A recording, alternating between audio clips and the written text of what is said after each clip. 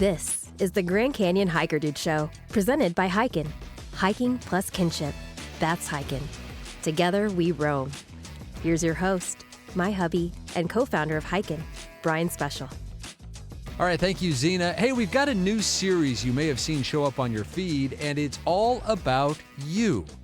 You see, we're taking the best of the trip reports you all share about your canyon hikes in our hiKin Grand Canyon Facebook group and turning them into short stories that we think will inform and inspire.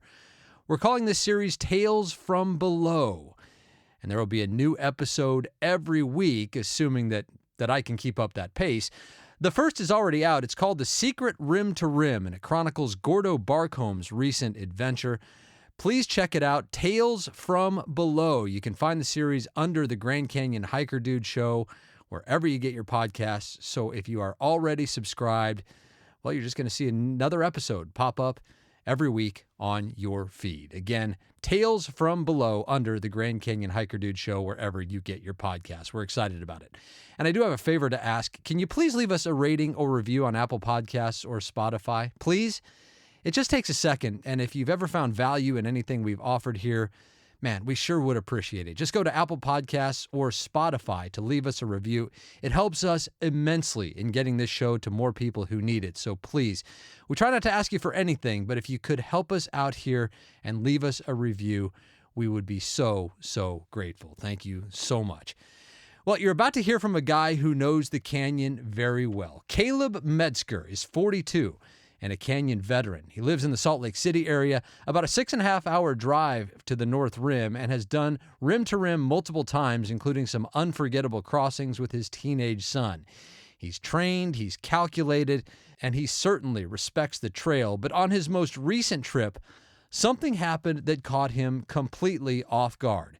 A moment that forced him to reconsider everything he thought he knew about preparation, grit, and knowing when to let go. But to really understand that moment, you have to go back to a time before hiking the canyon was even an option for Caleb, back to a fateful day in 2006 when everything in his life changed and hiking the canyon again wasn't even imaginable. This is the Grand Canyon Hiker Dude Show, powered by hiKin. Hiking plus kinship, that is hiKin. I was driving to work one day. I woke up on my steering wheel on my airbag, had no clue what had happened. Apparently a lady had swerved around a semi, hit the ground, her tires took off and hit me head on. Both of us were going 55 miles per hour. I don't remember the 10 minutes leading up to the accident. So it shattered the left side of my body. Broke my femur, broke 3 metatarsals in my left foot, both bones in my forearm on my left arm, broke a rib, and then a bone in my right forearm, and lacerated my spleen. I mean, the only word that comes to mind is lucky. Yeah, for sure. She ended up with a broken ankle, and that's it, because of the way she hit me and spun around. So, yeah, it was a very crazy thing that I walked away from that. I used to I'd run 5Ks once in a while just for fun. I wasn't a serious runner. I played basketball.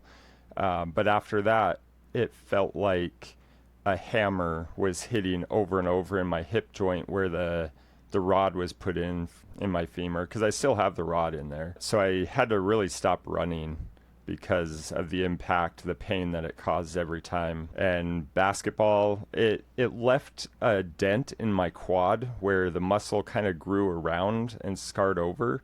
And so my vertical is like non-existent now for basketball. So I used to be able... Well, now you have an excuse of why you couldn't jump, right? Hey, I could touch the rim back in the day, and now I'm like lucky if I can do it on 8.5 feet. So how long did it take you to get back to doing anything physical? Because obviously the canyon's going to be out for a long time. This is 2006. We're talking almost 20 years ago now. Yeah. I had to relearn how to walk. I actually had to do it twice because they waited to see if a bone in my foot would heal on its own. It didn't. They had to take a bone graft from my hip. And so twice I had to learn how to walk and then had to go back and do it again. So It's pretty frustrating, but honestly, some of the Grand Canyon hiking that I had done, the backpacking, showed me that I could persevere and push through really tough things. So you had Grand Canyon experience before this accident happened. So I've got to imagine then, if you were using it as inspiration almost for your recovery, how hard was that to be away from the canyon, and how much of a motivation was that to get back? So I really didn't think about it too much for a long time, because from my accident is how I met my wife. So we got married, had kids right away, and everything kind of went on the back burner. I didn't do a lot of hiking, just kind of stayed doing family stuff.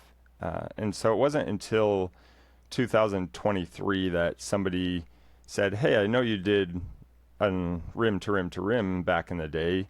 Can you give me some pointers on it? Would you be interested in doing it with us this year? And so that got me back into being interested in trying to do something like that again. So it was 17 years from the time of that accident until the time that you stepped back into the canyon. What was that like? Had you been back to the canyon? And if you hadn't, what was that experience like of just laying eyes on it again with a new perspective? It was the only thing I can think of, and it's when I looked at it, and also there's a spot, I can't remember exactly where it is, but it's somewhere kind of after the frying pan, maybe coming down Asinine Hill, where I thought to myself, I'm home. Like, it felt like home to me because of how great memories I had from the past. How was it physically getting back into it? So the first time, we prepped for it pretty well. My son and I had a brother with me. We prepped pretty well, except my brother. And so it wasn't too bad physically, but I didn't research it enough. So I wasn't using hiking poles on that one. So that was pretty rough. I didn't take a water filter, which I don't leave home without a water filter now. So it was interesting, but I had done some pretty tough prep hikes to kind of show myself, okay, I'm fine. I can do this. What was it that was the spark to keep on going? Because you went back, you made it back. It could have been, like, that's it. That's good enough for me. But instead, you really put the pedal to the metal and are hiking the canyon regularly again now. Yeah, I mean, once I got down there and I realized, oh, I can do this. My body is not messed up enough that I can't get through it. I really enjoy this, and it still feels like home. Every time I go back, it's different. There are differences to the canyon, but it does feel like home. So it just keeps me going back. I talked to my dad about it last night because he did R3 with me 20 years ago or so. And he said, I hate that place because he's done 3 backpacking trips, and he doesn't like doing the same thing over and over. And I just go there and I really enjoy it. Yeah, every time it's just drawing me back. At the beginning of this year, my wife said, so what's the minimum amount of times you want to hike the Grand Canyon this year? And what'd you tell her? I said, I didn't really have a minimum. And she said, how about 2? And I said, sure, 2's a good minimum to start with. So as a minimum. And now you've got your son into it. He's 16. How long have you guys been doing it together, and what are the hikes that you've done? So we've done Rim2Rim 3 times together. So once each of the last 3 years. And he'll do it with me. And he loves it. He loves hard challenges. So it's been really great for our relationship too. So I've really enjoyed that. It's something we can bond during, and I just love doing it with him. He says I'm just built different about himself, and he is. So he can go out with no training and do a Rim2Rim. Doing a Rim2Rim with no training doesn't work though. It's a little bit different. So you think it's the physical aspect of it that your son gets something out of, rather than as we get older, we have a different perspective when we're going through the canyon and we're seeing the sights and we're alone with nature. But you think for your son right now, it's the physical challenge. What about you? Does that come from you, or are you a little bit of both? I'm a little bit of both, but as I get older, I appreciate the beauty more.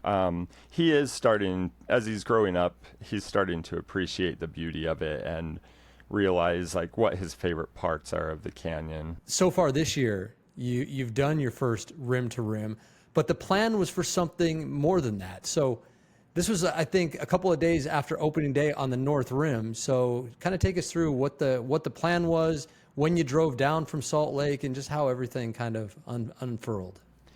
Yeah, so that kind of goes into part of this story is my business had picked up immensely since I had planned this. And so What kind of business are you in? I'm a real estate agent. Okay. And I was also flipping a house at the same time. And I had a tenant vacate one of my rental properties also. And so all at the same time, I was busier than I've ever been. And so that was on my mind. It kind of delayed our drive down to the canyon. I don't think that would have changed anything. But once we got there, I picked him up after school. We went down to the canyon on the North Rim. How long of a drive is it for you guys? 6.5 hours, so not too bad. Mm-hmm. It's South Rim's about 9 hours for us, so I just started deciding to go to the North Rim to just make everything a lot easier that way. So we got down there, got to the dispersed camping spot on one of the forest roads, found a spot, parked, and our plan was fold down the seats of my car, kind of sleep in the trunk of my car with some pads and stuff like that. And I finally fell asleep around 9 o'clock, but with a lot of stuff going through my head, work-related issues, having to go down in the canyon the next day when I'm trying to get houses under contract, kind of a lot on my mind. And so he woke up around 1 a.m., and I woke up a couple minutes later. And so we got maybe 4 hours of rough sleep. And I've never had bad sleep before starting a hike like this, and so we went to the trailhead and we were able to drop in a little bit before 3. Was that the plan originally, or were you going to sleep a little bit longer?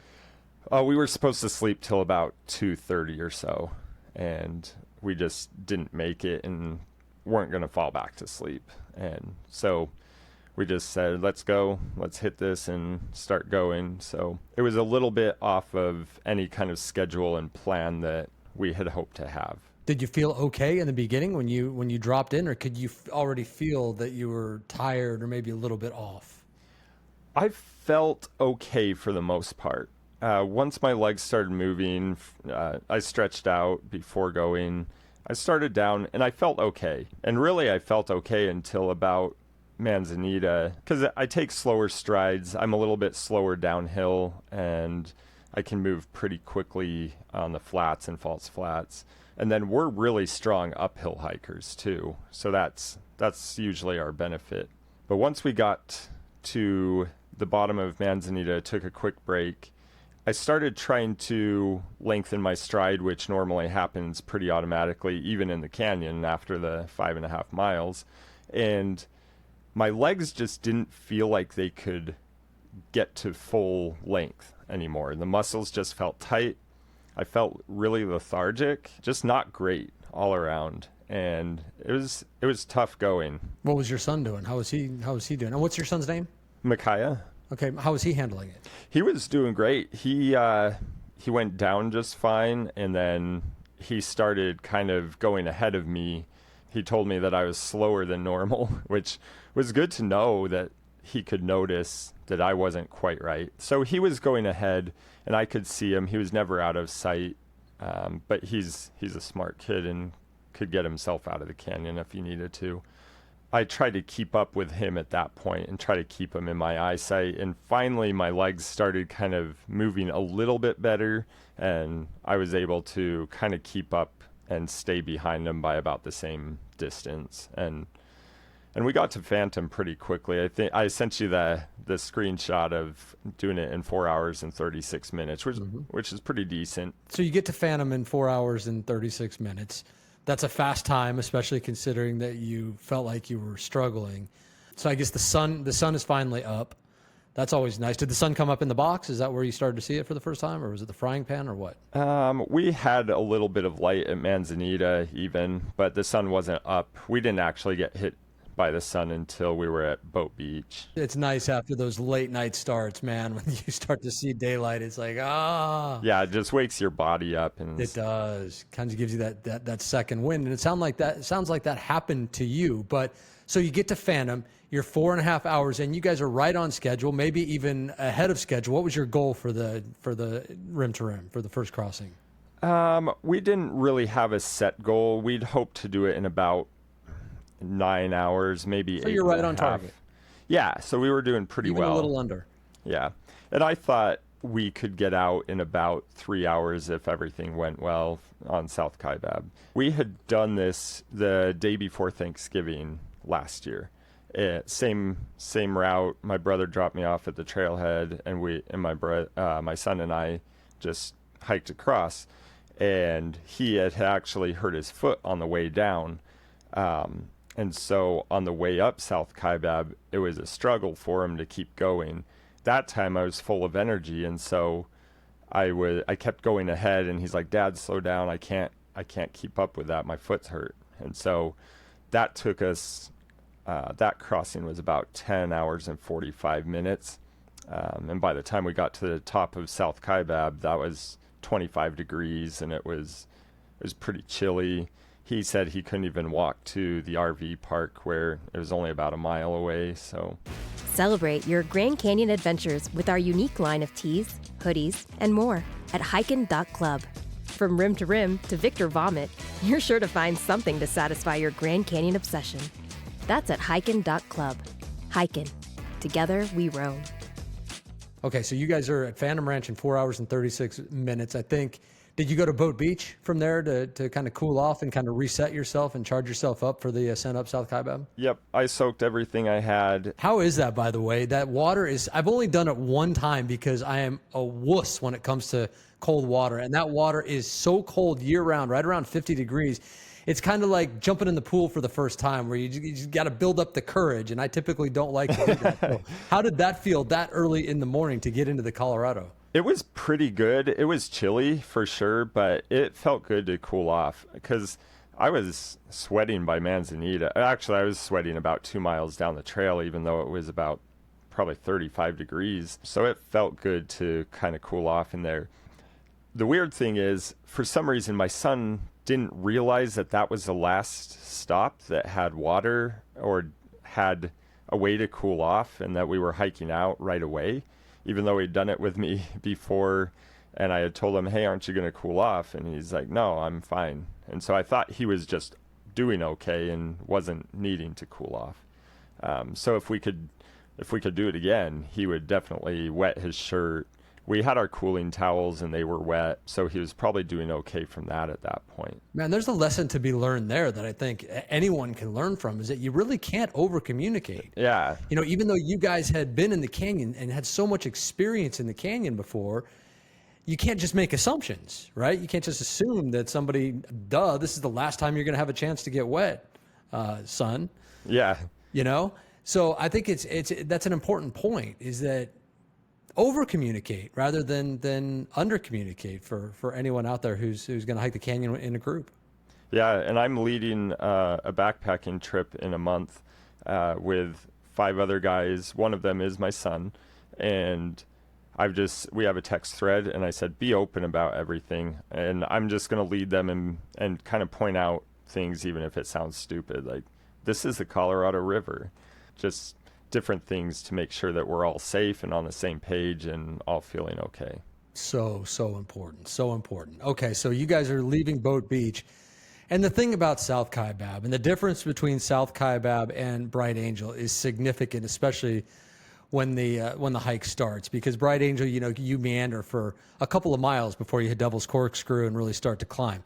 South Kaibab, the second you come out of that tunnel on the other side of the Black Bridge, you are going straight up, and that is not going to stop for 2.1 miles until you get to tip-off, and then it's not going to stop after that either. So it hits you immediately. So when did you know, as you started to ascend South Kaibab, that this might not go the way that I thought it was going to go? Yeah, it was pretty quick. I've gone up South Kaibab a couple times, once backpacking, and I think only one other time, which was at last rim to rim. But I've never done it during the middle of the day or right in the sun. And this is probably what, 8 or 9 o'clock in the morning? Yeah, it was 8:18 right when we started up. So the sun's not really overhead yet and beating down on you yet, but it's coming. Yeah, I could feel a little bit warmer at that point, but really, I don't think the heat had a lot to do with my issues that day. 70s, 80s at that point, maybe? Yeah, yep, Okay. Not too bad. And we're used to hiking. We hike fully exposed hikes here in 90, 95 degrees. That day, we just weren't quite. And the thing was, my muscles just were not cooperating. They were just, we've had our food and water, electrolytes, everything dialed in every trip very well. And this time my muscles just did not want to get going. So what was the feeling? What were you feeling? Just slow and sluggish? And was Micaiah doing okay? So he was moving okay, a little bit slower, and he started to overheat pretty quickly. He used to be great in the heat, but I think a teenage boy's body is changing all the time, and he's not used to those changes yet. And over the winter, I could tell that he was much better with cold. Then seeing this, I thought to myself, okay, he's better with cold, which probably means he's worse with hot. And so he started getting hot right away. For me, it just felt like I was having to will my legs to move forward. We've hiked up North Kaibab at about a 2-mile-per-hour pace. No problem, no breaks. I think we did the last 3 miles of North Kaibab like that. But this time it was a struggle to just keep them moving. And we're talking about, you're still on that first 2.1 mile stretch from the river to tip-off. So, you start to do the math in your head. And when you know South Kaibab well, it can be pretty daunting to go, okay, well, I get to tip-off, great. Now I've got the red and white switchback to deal with to get to Skeleton. Then I get past Skeleton. Now I got these doggone steps to deal with all the way to Cedar, and then Cedar to the top is no joke either. So when you break it into chunks like that and start to have that mentality, which Buffy gave me so much grief for that one time when we were coming up from Phantom and I was breaking it down like that, and she's like, "Shut up! I don't want to hear that." I'm like, "I'm just being realistic. South Kaibab is tough." But when you do start thinking like that and things are daunting and you're not feeling well, how do you dig deep and try to? Is it a matter of, okay, we just got to get to tip off and then reassess? It wasn't even that. It was just, I kept telling myself, okay, my legs are going to start working at some point. I've never felt like this on a hike before. At some point, they'll just start moving on their own, and you'll get into that pace where you don't have to stop. Because I don't take many breaks even hiking uphill. And this time it felt like I needed breaks, like people talk about, where you go, a few switchbacks, and you're like, okay, I need a break. I've never felt like that before. And so this was just really, really rough. But just telling myself it's going to get better soon. Lie to yourself as long as you need to, right? Hey, that's part of the game, right? So Micaiah is struggling with the heat. How's it affecting him? What's happening? He's starting to slow down, starting to just not be able to hike as hard as we usually do. In November, he had wanted to stay in the tip-off shelter and sleep. And I said, nope, it's so cold down here, we won't survive. We're going to keep moving. This time, we got there, and I said, hey, you want to sleep in the shelter today? Full circle. Yeah. We reassessed at that point. He started, I don't know, we just kept moving at the same pace as each other, too. It wasn't like one of us was doing much better or much worse than the other. So I guess in that sense, it was decent for us to both be on the same page that way. But are you guys talking to each other, kind of trying to assess and analyze what's going on? Or is it like, Dad, I'm not feeling good. I can tell you're not. What is going on? What did we do wrong here? Do you start asking questions like that, or are you just trying to push forward and encourage each other? We did talk about that. I kind of mentioned the lack of sleep, and he's like, yeah, I don't know. I'm so hot. I don't know why I'm so hot. And because he never overheats like that before. So that was just a new experience for him. We also had a much colder or cooler winter and spring here in Utah where we didn't get a chance to hike out in the heat. And sometimes we have a lot of heat early on, but this time we didn't have any. So it just became harder. Usually I'm singing Rihanna songs to him or whatever, just because it makes him mad and keeps him hiking harder. Nice. Dad move. Yeah. But this time I just felt so out of energy. I just didn't have all of what it took to do what was normal to me. As you guys are slogging forward, I guess, upward, I guess, you know, in the back of your mind, it almost has to be where you start to think, this is a 2-day R3 that we're talking about doing. We're really struggling going up right now. I wonder if we can recover in time to come back the next day, or should we just bail? Are you starting to have that kind of debate going on in your mind as the dad and the responsible party? At this point, I hadn't said anything about it. It was probably at Skeleton that he mentioned, Dad, I can't do this again tomorrow. And in my mind, there wasn't an out. I didn't realize that the shuttle sometimes had last minute seating, and I was just going, and I was starting to think to myself, how am I going to wake up tomorrow and do this again? Because I was having a harder time on this than I did on the last leg of my R3 a year ago. Of the 1-day R3. Yeah, that was much easier for me than this, just because of a bad day. And so in my mind, I was like, I don't know how I'm going to do this. We're going to have to take 14, 16 hours just to slog through it and get back. And I wasn't looking forward to that. And I always look forward to the Grand Canyon. Yeah, it can lead to some negative thoughts when you start feeling like that. Breaking Canyon news, hike reports, and answers to all your questions. Find it all in our hiKin Grand Canyon Facebook group. Inside, you'll have access to Brian, Coach Arnie, and just about everyone you've ever heard on this show, all there in a safe, judgment-free space, geared to root each other on and help you have your best possible Grand Canyon experience. The hiKin Grand Canyon Facebook group is the official group of the Grand Canyon Hiker Dude Show and is completely free to join. Just search for hiKin, HIKIN, Grand Canyon on Facebook, and join the conversation today. Was there any nauseousness, not feeling well, or was it all really in your legs and just energy? It was all in my legs and his energy. And so that's all it was until we bring pickles along with us. And we ate pickles at one point, and he drank all the juice really quickly. And at that point, his stomach kind of turned on him. And he was having a hard time eating anything from that point on. Luckily, we were high enough by that point. I only think we had about 2 miles left, and he was okay after that. But I was a little nervous that he wasn't going to be able to eat enough food to fuel him out. You had mentioned that you guys always typically have your food and your nutrition and your hydration plan pretty dialed in. When you say that, what kind of things do you do? It's always good to hear from someone who, especially when they think that they do have it dialed in, they have so much experience. What is your kind of go-to with water, electrolytes, and nutrition? Yeah, so I don't suggest that anybody follow this diet plan because it's not great. But I eat Hostess fruit pies to start out. I eat Little Debbie honey buns along the way. The gummy bears that have glucose instead of high fructose corn syrup. We do some jerky bites, and we do salt stick tabs for electrolytes, and we do water. We don't usually mess with Gatorade or anything. I think we did have Gatorade this time around, but not a lot of it.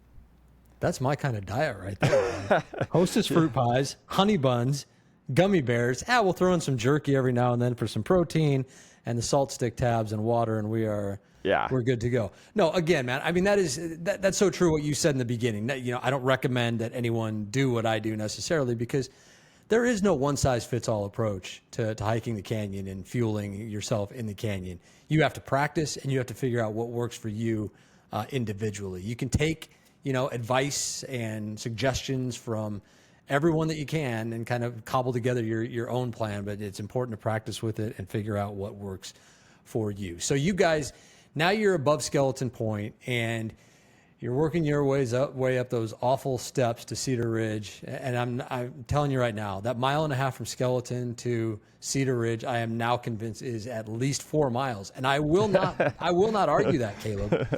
So You guys are doing that. Now, what What's happening at this point? Is it just more of the same, and the mentality is just becoming, get us out of here, and then we'll figure out what to do from there?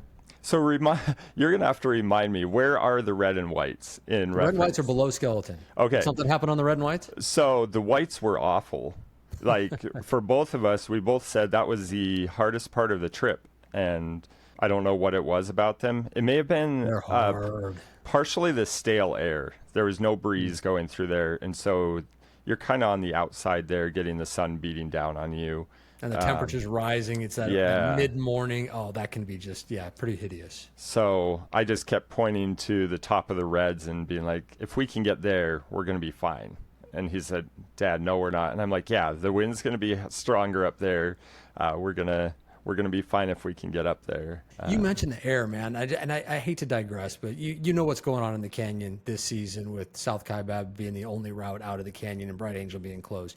You guys are going up this May 17th. I went up it 2 days earlier on the day before, actually, on May 16th, at about the same time. The weather was not bad. But when that sun starts to beat down on you and you're on those red and white switchbacks or really anywhere on South Kaibab and that sun hits you and the temperature is rising as the morning's going, man, I remember thinking to myself, I cannot imagine being on here when it's 10, 20, 30, 40 degrees hotter with that sun on you in the middle of the day. Were you thinking the same thing? Yeah, and I am so afraid for this year how many people are already getting in trouble. And we've broken 100 degrees there a few times, I think, at the river, but it's going to get much worse. And the rescues that have come in already and just hearing about people's struggles, this is going to be a scary time. When I was hiking up that, I'm like, it's probably only 75 degrees right here. This is insane if you're doing this in 100-degree heat. Yeah, put that sun on top of it, makes it feel that much hotter. All the exertion that you've already accumulated on your body. You know, you've already come from the North Rim. You're, 17, 18 miles into a hike already. Your body is already beat up no matter what. And now you're going to put those kind of environmental conditions on you. It is a scary, scary proposition. So how did you guys finish this? And when was the decision made that, okay, maybe we shouldn't go back the next day? Yeah, so we finished pretty decently. We started to move a little bit better near the end, and I'm not sure what that was. Maybe adrenaline of, hey, we are actually almost done. It's not just us lying to ourselves anymore. So there's this spot right before, maybe half a mile, 3/4 of a mile below Cedar Ridge, where it's a little bit flat. And when we did this before Thanksgiving last year, I told my son, I think this is Cedar Ridge. We're only 1.5 miles away. And so we got up to the actual Cedar Ridge that time. And I'm like, you are going to be so mad at me. And he's like, do not tell me that we still have 1.5 miles. So once we got there, I joked with him about it and said, hey, remember this? And I think maybe our attitudes just kind of changed a little bit, got a little more lighthearted.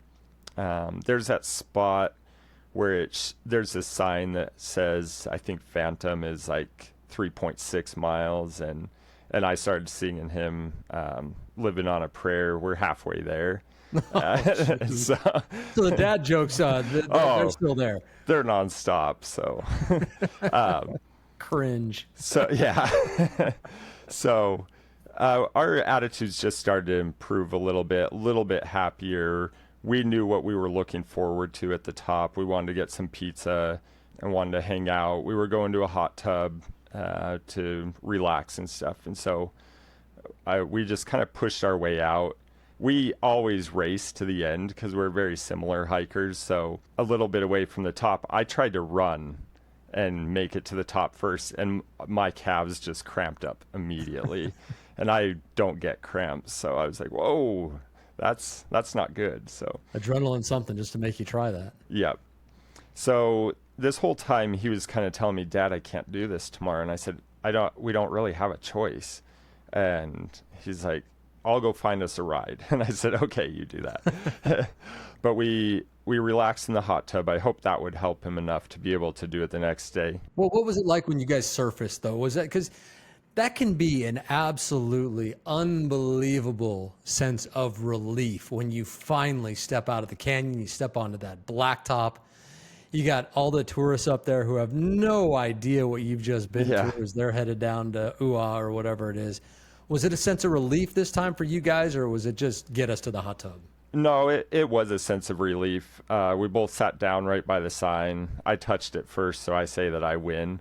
Absolutely. I'm not old yet. We just sat down there, and I took a picture of him, and I said, hey, pretend you're happy and smile for this. So we got there and just kind of sat, and we saw the shuttle bus come up, so we went and grabbed that. And then we got to our hotel, sat in the hot tub, relaxed. I thought he'd be fine after that, and he wasn't. So you were still holding out hope at that point? Yeah, because I really didn't think I had another option. And so we got back from getting pizza, and he's like, Dad, I can't do this. And I said, okay, I know there's a shuttle that goes to the other side. I'll call it right now and see. And I called it, and it said that the hours were still open for the day, and I was kind of surprised by that. And so I just left a message, and I got a call back about 30 minutes later, and she said, yeah, we have room on it. And so I said, okay, that's fine, let's do it. That was it. And I told him, and he's like, oh, good. Relief, relief, relief. Shade can save your life. That's why we invested in the Grand Canyon Shade Tracker, a completely free tool that lets you see when and where you'll have shade on your hike, no matter the trail, no matter the day, no matter the time. Plan your hike around maximizing your time in the shade and stay safe from the brutal canyon sun. The Grand Canyon Shade Tracker is brought to you free of charge by hiKin Grand Canyon, and you can find it at gcshadetracker.com. That's gcshadetracker.com. Go on, hunt that shade, and have a happier hike.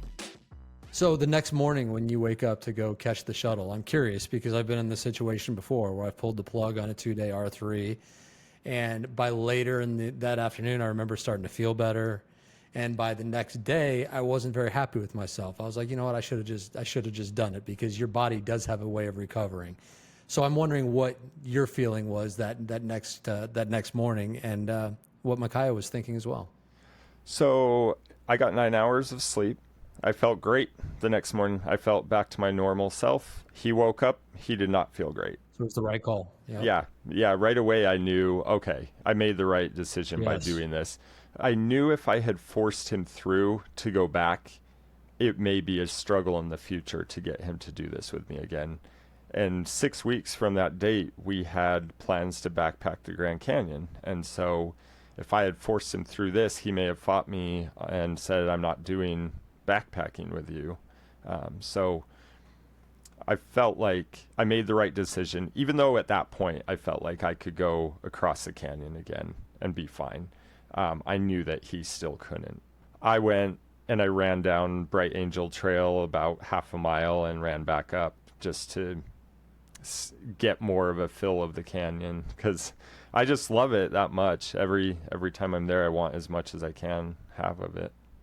I'm curious what you think the takeaway is from this, for not just for you guys, but for people listening to this who might be faced with a similar decision at some point, that sometimes it's okay to listen to your body and to not go forward if you are not feeling it, because bad things can happen in the canyon. But I'm curious what you take away from it, as well as someone who has so much experience in the canyon and has never really experienced anything like this before. And also for a 16-year-old, if you and Micaiah have talked about this since, or if you talked about it then, about what he's going to take away from this that he might not even know yet, because at 16 you're bulletproof, right? These things don't happen to you.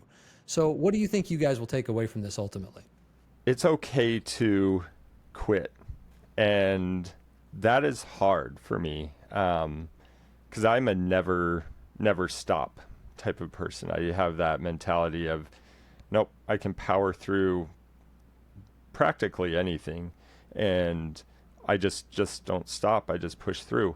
And to listen to myself and my son and just say, nope, it's okay.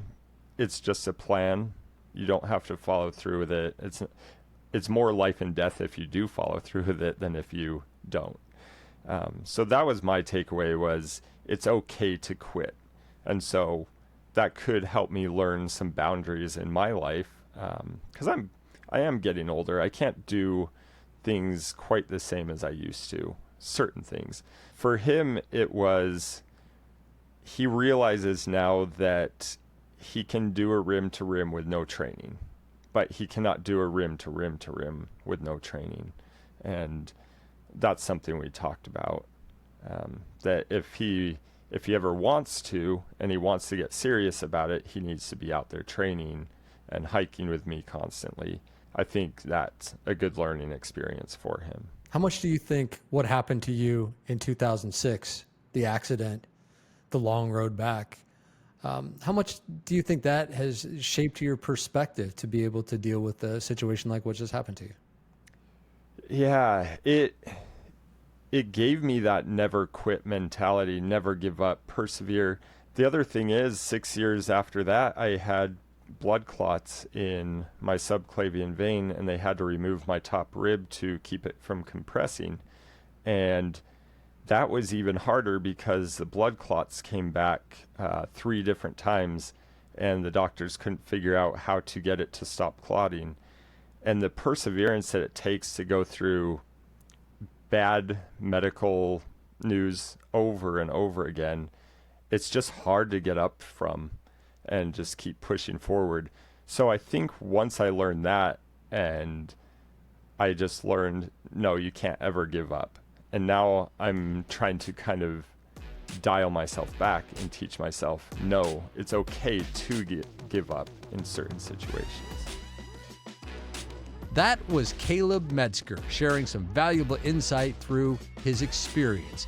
Now, here are the 3 big things that I'll remember. First, the canyon doesn't care how well you trained. It can still test you in ways you never saw coming. Second, assumptions on the trail can wreck your plans, such as when Caleb's son was unaware that Boat Beach would be his final chance at cooling off. You can't over-communicate when you're hiking with someone or with a group. Not communicating and making assumptions can ultimately hurt not just your hike, but everyone in your groups as well. And number 3, well, when the moment comes, calling it might just be the smartest thing you ever do. And there is certainly no shame in walking away. Well, to do any of this, hiking the canyon or whatever the adventure you dream about, the first thing you have to do is start. Coach Arnie's tip this week is all about what we say at the end of every episode here, taking that first step and embracing the journey. Turns out that's where someone very important to Coach is in her own story. Hey, everybody, this is Coach Arnie with another Grand Canyon tip of the week.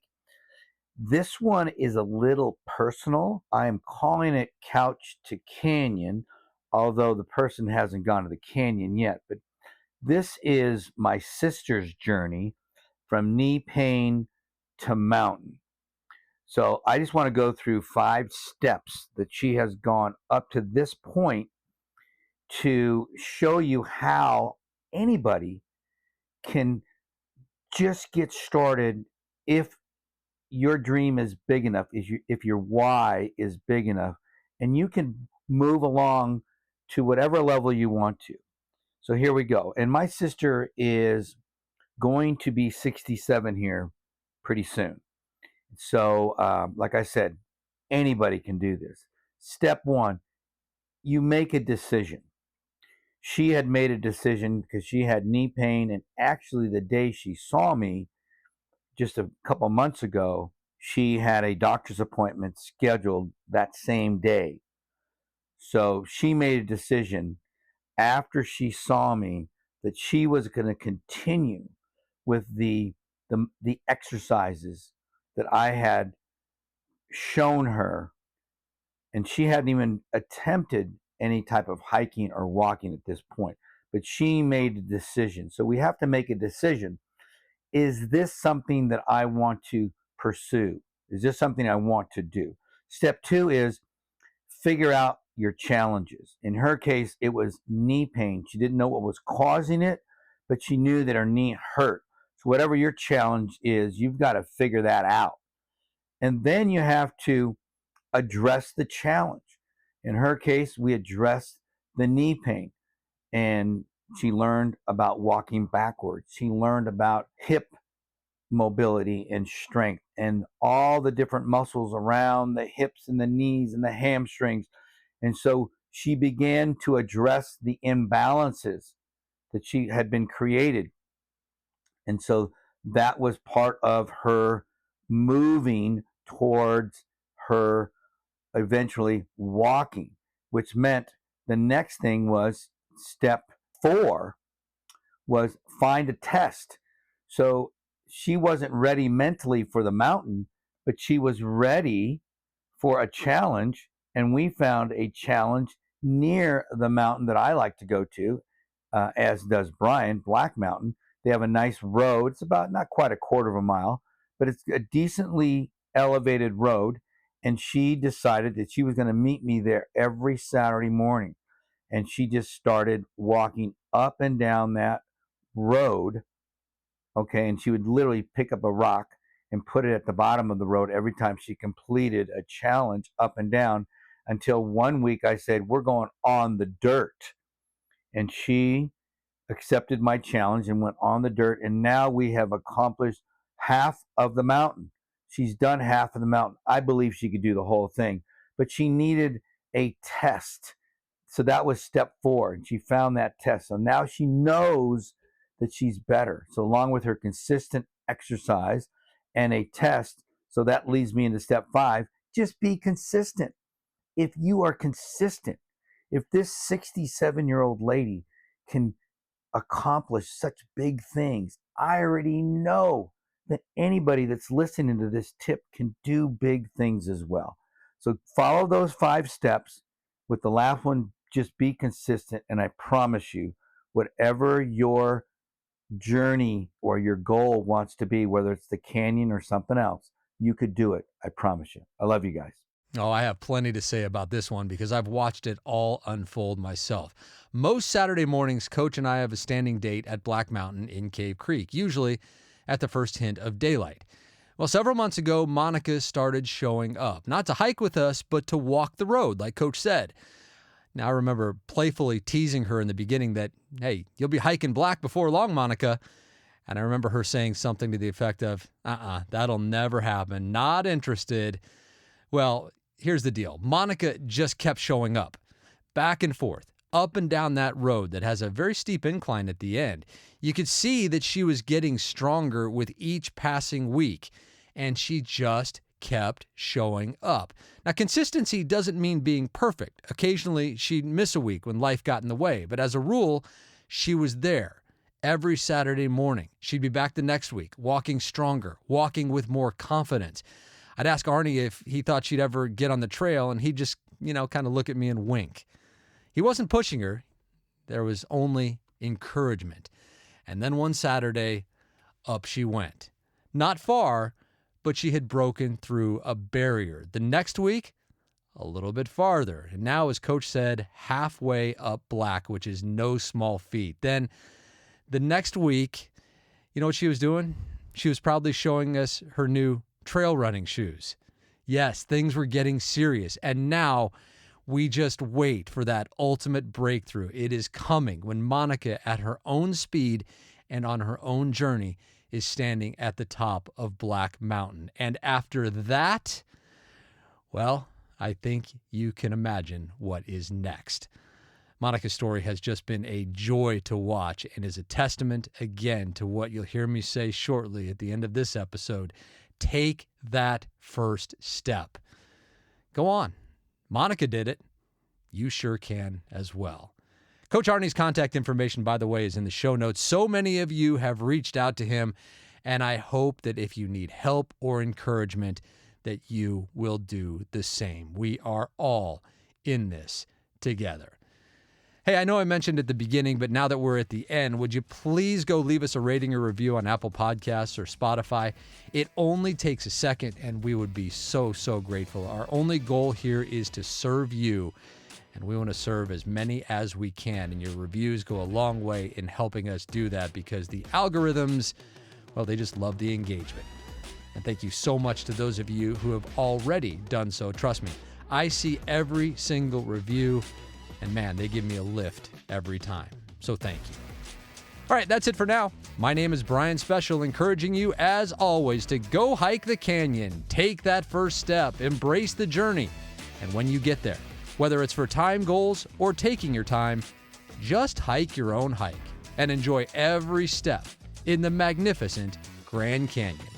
We'll see you next time on the Grand Canyon Hiker Dude Show, powered by hiKin.